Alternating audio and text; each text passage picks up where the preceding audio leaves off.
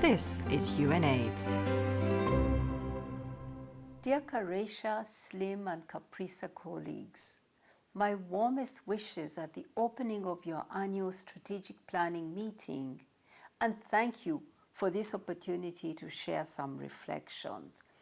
I'm sorry I couldn't be with you in person in Durban, but I want to reflect on the amazing history of CAPRISA and your home city of Durban. Just before CAPRISA was established in 2000, Durban hosted the groundbreaking International AIDS Conference that called for breaking the silence on equal access to AIDS treatment and called for an end to HIV treatment apartheid.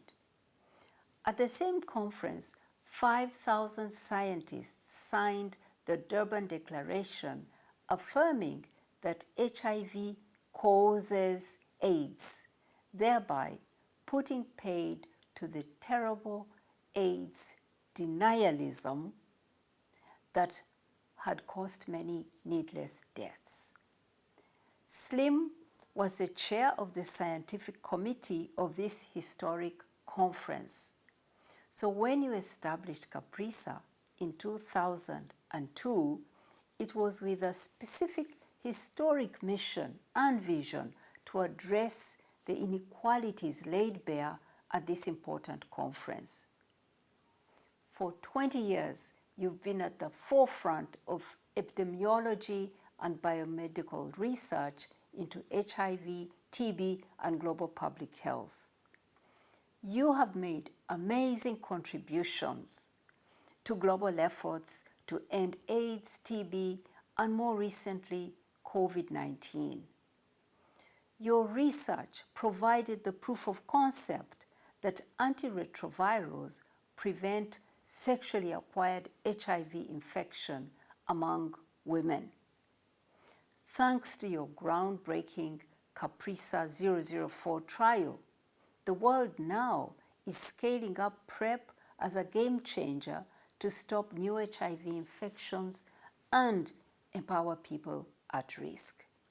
You have redoubled your leadership in response to COVID, showing the importance of HIV prevention, testing, and treatment to protect people living with HIV from the new COVID variants. Your contributions to science have been celebrated by the President of South Africa, the African Union, UNESCO, and just a few weeks ago by the Vin Future Foundation in Vietnam. But for me, what makes your work so impressive is not just its scientific rigor, which it has. You have also been a global leader at connecting the dots between research and social and political action for change. You have shown that breakthroughs in HIV prevention must work first for adolescent girls and young women in KwaZulu-Natal, who have the highest rates of HIV incidence and prevalence in the whole world, if they are going to work for other girls and young women around the world. This is why UNAIDS is so proud to have CAPRISA as a collaborating center for HIV research and policy. I look forward to discussing how we can strengthen our collaboration as we work towards the new ambitious global targets for 2025. I also want to take a moment to recognize the amazing personal commitment and leadership of CAPRISA and Slim.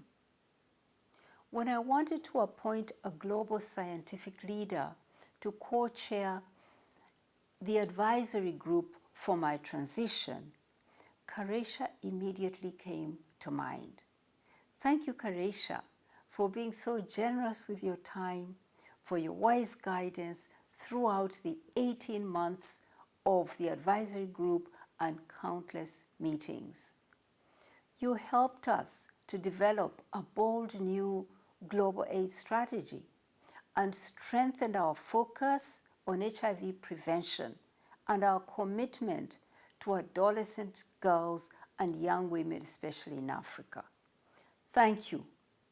Slim, in the last 2 years, you have led more groundbreaking research and done more media interviews about COVID than any other scientist I know. But you have never taken your eyes off of HIV. If anything, your global leadership on COVID has helped the world to understand that we must remain even more vigilant on HIV, that we cannot choose between stopping COVID and ending AIDS. These are two intertwined pandemics that demand an integrated strategic approach. My closing words are words of hope.